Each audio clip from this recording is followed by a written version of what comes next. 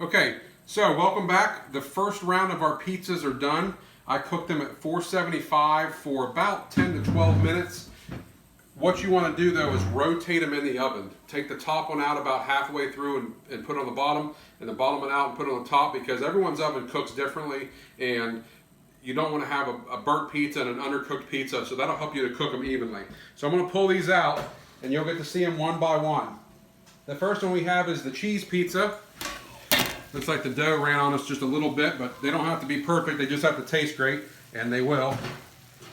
The next one's the margarita pizza.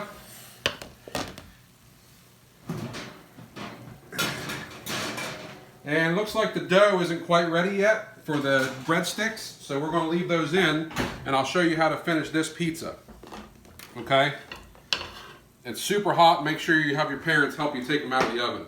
So, first thing I'm going to do to these pizzas is do the crust. And what I did was melt butter in the microwave with a lot of garlic salt on it. Okay, there's a bunch of garlic salt in here, because that's what we need on these pizzas is more garlic. Okay, so what I'm going to do is brush that on the crusts. Okay, I'm someone who, my favorite part of the pizza is the crust. So you want to do it when it's hot. Okay, let that crust absorb what you're doing. Okay, and you can see, just get all around it. If you get some on the pizza, fine. I don't think garlic butter is going to hurt the flavor of the pizza. Okay, and this is going to give your crust an awesome flavor. That's a nice crispy crust there. And to have a nice crispy crust with garlic butter on at the end, you can't beat that. Some of you probably like that little butter packet they give you at Papa John's. Okay, that's kind of the same idea, but this is way better. Okay, I'll just brush that all around. I didn't seal off that edge of the pizza right there very well. That's all right though, it gives us a nice big crust to bite into. I love it. Okay. And if I had more time and wasn't making a video, I could probably get you a better crust on there. Okay, the last thing I'm going to do is finish the margarita pizza. And what I'm doing is taking some fresh basil, okay, just like the rosemary, you can buy it in the grocery store. We go through a whole bunch of basil. But you just take the leaves off of the stems, and then you're going to roll them up like this. Okay, roll them up, and then you're just going to chop down.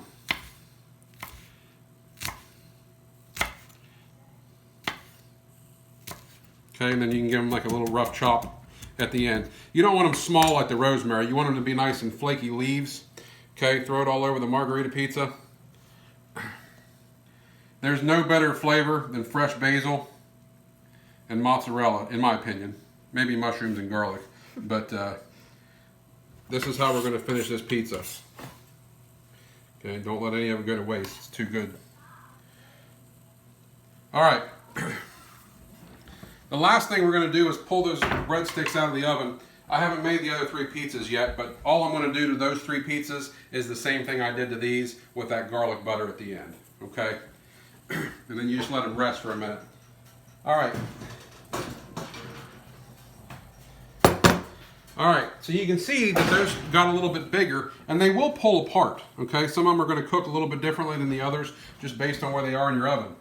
And shock, I'm going to put garlic butter on these as well. The other thing you can do with these if you want to is to put mozzarella cheese or some kind of cheese on them before you cook them and make them cheesy bread, okay? But you still want to put garlic butter on them. If you make them with cheese, you probably want to put the garlic butter on them first, because what happens is the cheese melts and then you try to brush it with garlic butter, you're just going to pull the cheese everywhere, okay? But this is how we finish these. You can hear that sizzle.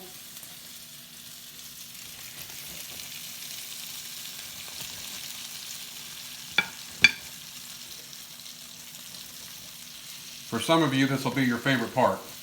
Garlic butter breadsticks. Okay? Those will sizzle down there for you. And then the last thing I'm going to do is get some of my sauce.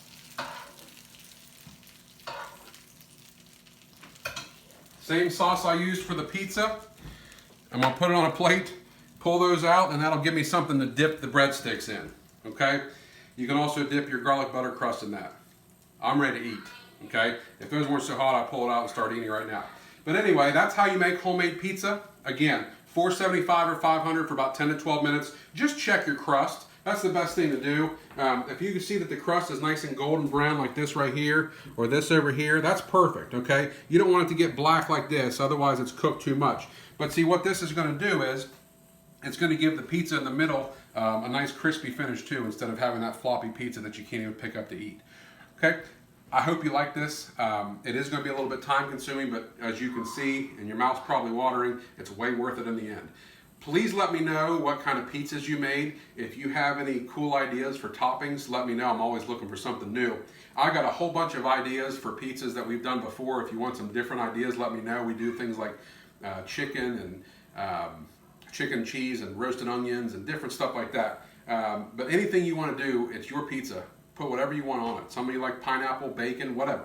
But if you have a really cool pizza that you think I probably haven't heard of, I'd love to hear it because I'd probably want to try it next time. So hopefully you like the pizza. Let me know. See ya.